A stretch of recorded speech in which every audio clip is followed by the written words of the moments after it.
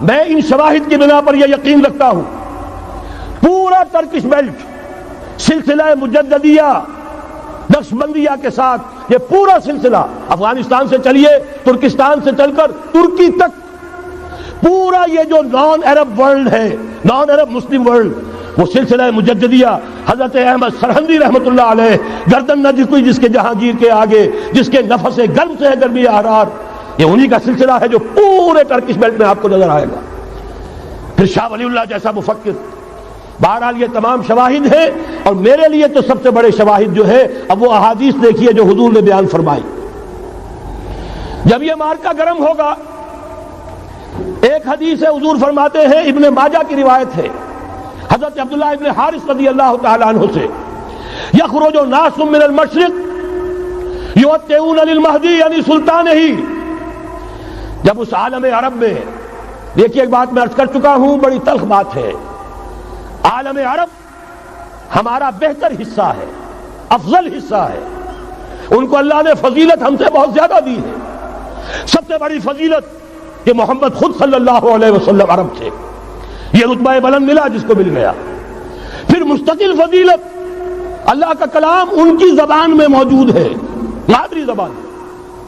لہذا اگر انہوں نے کوتاہی کی انہوں نے پیٹھ دکھائی بہت بڑے مجرم ہیں اس میں کوئی شک نہیں. اور یہی وجہ ہے یہ سارے ملاحم وہی ہونے ہیں. ایسی ایسی بھاری جنگیں حضور فرماتے ہیں اتنے لوگ ہلاک ہوں گے کہ پرندہ اڑتا چلا جائے گا اترنے کی جگہ نہیں ملے گی لاشیں ہی لاشیں ہوں گی. یہ شکل ہونے والی ہے. اور میں تو چونکہ ایک مضمون اور کتابچے کی شکل میں بھی شائع ہو چکا ہے اس میں کہ حضور کی اس حدیث کے حوالے سے میری امت پر بھی وہ سب کچھ وارد ہوگا جو سابقہ امت پر ہوا اسی کے حوالے سے عرض کر چکا ہوں. اگر اس صدی میں ہولوکاسٹ میں 60 لاکھ یہودی مارا گیا ہے کوئی اسی کا دوبارہ چربہ جو ہے امت مسلمہ پر بھی آنے والا ہے. لیکن اس کے بعد پھر ان کے لیے فوجیں جائیں گی مشرق سے وہاں جو امام ہوں گے جو بھی ان کو لیڈ کر رہے ہوں گے حضرت مہدی. یہ تصور ذہن میں رکھیے ہمارے مابین اور عیسائیوں کے مابین حضرت مسیح کی ذات مشترک اگرچہ ان کا یہ عقیدہ ہے کہ وہ سولی دیے گئے فوت ہو گئے معاذ اللہ ثم معاذ اللہ پھر زندہ ہو کر آسمان پر گئے پھر آئیں گے. ہم کہتے ہیں نہیں وہ سولی دیے ہی نہیں گئے وہ زندہ آسمان پر اٹھائے گئے واپس آئیں گے. گویا کہ بہت حد تک اشتراک ہے لیکن ایک اختلاف بھی ہے. اسی طرح حضرت مہدی کے بارے میں شیعہ اور سنی تصورات میں اتفاق بھی ہے اختلاف بھی ہے. یقیناً امت مسلمہ امت عرب مجھے تو اقبال کا وہ شعر یاد آتا ہے خون اسرائیل آ جاتا ہے آخر جوش میں توڑ دیتا ہے کوئی موسیٰ طلسم سامری. تو کیا خون اسماعیل جوش میں نہیں آئے گا؟ حضرت اسماعیل کی نسل میں حضور اور حضور کی صاحبزادی حضرت فاطمہ رضی اللہ تعالی عنہا حضور نے فرمایا میری اس بیٹی کی نسل میں اللہ تعالیٰ ایک شخص کو اٹھائے گا جو اس وقت مسلمانوں کی قیادت کرے گا. یہ چیز ہمارے اور اہل تشیع کے مابین مشترک. فرق یہ ہے وہ سمجھتے ہیں کہ ان کے 12ویں امام کہ جو آج سے 1200 برس قبل روپوش ہو گئے تھے وہ ظاہر ہوں گے. ہمارے نزدیک نہیں وہ پیدا ہوں گے نو مولود ہوں گے عام انسانوں کی طرح آئیں گے ہوں گے نسل فاطمہ میں سے رضی اللہ تعالی عنہا اور وہ اس وقت عربوں کی قیادت کریں گے. خون اسماعیل آ جائے گا آخر جوش میں اور کوئی حضرت مہدی وہ آئیں گے اور اٹھیں گے اور قیادت کریں گے دجال سے مقابلہ کریں گے اور اس ملاحم کے اندر قیادت فرمائیں گے. لیکن ان کی مدد کے لیے مشرق سے فوجیں آئیں گی. گویا کہ پہلے مشرقی کسی ملک میں یہ نظام قائم ہو چکا ہوگا کوئی ایسی طاقت وجود میں آ چکی ہوگی کہ جب وہاں بھٹی دہکے گی تو وہاں کے مسلمانوں کی امداد مشرقی ممالک سے جائے گی. اور ایک دوسری حدیث میں یہ تو ترمذی کی روایت ہے کتب حدیث میں تیسرے نمبر پر کتاب یہی ہے صحیح بخاری صحیح مسلم پھر یہ جامع ترمذی. اس میں حضرت ابو ہریرہ سے روایت ہے یخرج من خراسان رایات سود. خراسان میں بتا چکا ہوں حضور کے زمانے کا خراسان افغانستان کچھ حصہ پاکستان کا کچھ روسی ترکستان کی آزاد ریاستیں جو ابھی ہوئی ہیں تھوڑا سا حصہ ایران کا یہ خراسان بزرگ یہ اولڈ گریٹر خراسان. یہاں سے فوجیں چلیں گی سیاہ علم برآمد ہوں گے اور کوئی طاقت انہیں روک نہ سکے گی ان کا منہ پھیر نہ سکے گی یہاں تک کہ وہ ایلیا حضور کے زمانے میں یروشلم کا نام تھا یہاں تک کہ ایلیا میں جا کر نصب ہو جائے. گویا کہ یہ جو ہمارے ہاتھ سے نکلا ہے قبضے سے پہلے بھی عربوں کے ہاتھوں سے نکلا تھا بیت المقدس یروشلم، عرب واپس نہیں لے سکے تھے۔ کرد خون صلاح الدین ایوبی اس نے واپس لیا، عربوں میں دم نہیں رہا تھا، عیاشیوں کی وجہ سے کھوکھلے ہو چکے تھے۔ میں تجھ کو بتاتا ہوں تقدیر امم کیا ہے، شمشیر و ثنا اول، طاؤس و رباب آخر۔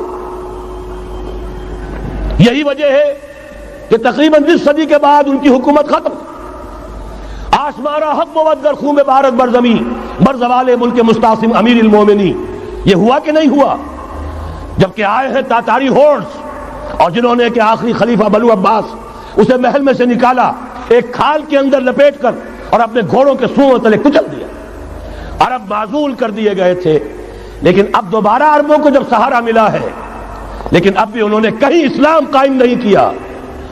کوئی روس کا غلام رہا، کوئی امریکہ کا غلام رہا، کسی نے اس کا ساتھ دیا، کسی نے اس کا ساتھ دیا۔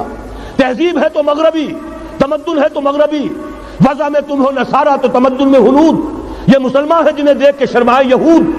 یہی معاملہ جب ان کا ہوا تو اب اللہ تعالیٰ کی طرف سے ان کے اوپر وہ عذاب کی بھٹی گرم ہونے والی ہے۔ لیکن اس کے بعد پھر یہاں سے جائیں گے وہ جو ان کی مدد کریں گے، اور یہ ایلیا کو واپس لینے والے، یہ مشرق سے چلنے والے لشکر ہوں گے۔ یہ دو حدیثیں ابھی سن لیجئے، اور تیسری حدیث یہ ہے، حضور نے فرمایا، یہ سنن نسائی کی روایت ہے، قال رسول اللہ صلی اللہ علیہ وسلم عصابتان من امتی احرزهم اللہ من النار، میری امت کے دو لشکر ایسے ہوں گے جنہیں اللہ نے آگ سے نجات دے دی ہے، پہلے ہی سے ڈکلیئرڈ ہے۔ عصابۃ تغزو الہند، ایک لشکر کے جو ہند پر حملہ آور ہوگا، وعصابۃ تکون مع عیسیٰ ابن مریم علیہ السلام، اور دوسرا لشکر وہ ہے جو حضرت عیسیٰ کے ساتھ جا کر اور ان کے ساتھ مل کر یہودیوں کے خلاف جنگ کرے گا۔ میں اس حدیث کا جو مطلب سمجھتا ہوں واللہ عالم، یہ اسی علاقے میں جب انقلاب آ جائے گا، یہ علاقہ خراسان اور پاکستان، جب یہاں نظام خلافت قائم ہوگا، یہاں سے اسلام کی توسیع ہوگی، اور یہاں سے جانب مشرق ہند اور جانب مغرب یہ جو یہودیوں کا سیلاب آ رہا ہے، ان دونوں کا مقابلہ کرنے کے لیے انشاءاللہ العزیز، ورنہ یہ عصابتان جو ہے ایک حدیث میں جمع کرنے کی کوئی اور حکمت ہو نہیں سکتی، ورنہ تو ہندوستان پہ کئی لشکر آئے ہیں، لیکن یہ کہ در حقیقت اسی وقت جبکہ عالم عرب میں وہ بھٹی دہکے گی، اسی وقت یہاں انقلاب آ چکا ہوگا۔ ایک طرف یہاں سے مدد کے لیے لشکر جائیں گے کہ جو مسلمان عرب جو ہے ان کی مدد کریں گے، حضرت مہدی کے جھنڈے تلے لڑیں گے، حضرت مہدی کی حکومت کو مستحکم کریں گے، یؤتون للمہدی، دوسری طرف وہ ہندوستان کی طرف پیش قدمی کریں گے، اور یہیں سے جیسے اس وقت سیلاب نکلا تھا جزیرہ نما عرب سے، ایک داہنی طرف ایک بائیں طرف، ایران، افغانستان، ترکستان، ادھر مصر، لیبیا، الجزائر، مراکش، موریتانیہ، اسی طریقے سے انشاءاللہ اسی علاقے سے اس کا آغاز ہوگا اور بات آگے بڑھے گی۔ تو غرض اصل حاصل کیا ہے؟ یہ ہونا ہے، پچھلے آثار ثابت کر رہے ہیں کہ ہونا ہے، حضور کی احادیث بتا رہی ہے کہ یہی سے ہونا ہے۔ ہوا صرف یہ ہے ہم بھٹک گئے، ہمیں اپنی منزل یاد نہ رہی۔ میں تو بہرحال ان لوگوں میں سے ہوں جنہوں نے نعرے لگائے تھے پاکستان کا مطلب کیا، لا الہ الا اللہ۔ میں سن 46 میں یہاں حبیبیہ ہال میں قائد اعظم نے مسلم اسٹوڈنٹ فیڈریشن کے جس اجلاس کو خطاب کیا تھا، ضلع حصار سے جو 2 ڈیلیگیٹ آئے تھے ان میں سے ایک میں تھا۔ میں نے بہرحال اس تحریک میں بھی حصہ لیا ہے، ایک ننھے کارکن کی حیثیت سے لیا ہے، پھر حالات کو بدلتے اپنے آنکھوں سے دیکھا ہے، ہم کہاں سے کہاں جا پہنچے ہیں۔ ضرورت صرف اس بات کی ہے کہ آج ہمارا حال یہ ہے، ہماری قیادت، ہماری سیاست ان لوگوں کے ہاتھ میں ہے کہ وہ فریب خوردہ شاہی کے پلاح و کرگسوں میں اسے کیا خبر کہ کیا ہے، تب وہ تاب جاویدانہ، ان کی تہذیب مغربی، ان کی ذہنیت مغربی، ان کی وضاقتہ مغربی، ان کا تمدن مغربی، ان کی سوچ مغربی، ان کے سارے اطوار مغربی۔ لہذا در حقیقت ایک تو یہ کہ ان سے چھٹکارا پانا، اور دوسرے یہ کہ در حقیقت مغرب کی تمام طاقتوں کو للکارنے کے لیے اس قوم کے اندر سے جذبہ ایمان، جذبہ جہاد کو برآمد کرنا، یہ 2 کام ہیں جو کرنے ہیں۔ اور اگر ہم یہ کر لیں گے، جیسا کہ میں نے آیت آپ کو سنائی تھی، اللہ کا کوئی وعدہ غیر مشروط نہیں، ایمان اور عمل صالح، ایمان اور جہاد، یہ وعدے پورے کرو گے تو اللہ کا وعدہ بھی پورا ہوگا۔ لیکن ظاہر بات ہے جیسے یہودیوں نے یورپ کو فتح کیا اور آج وہ مغرب یہودیوں ہی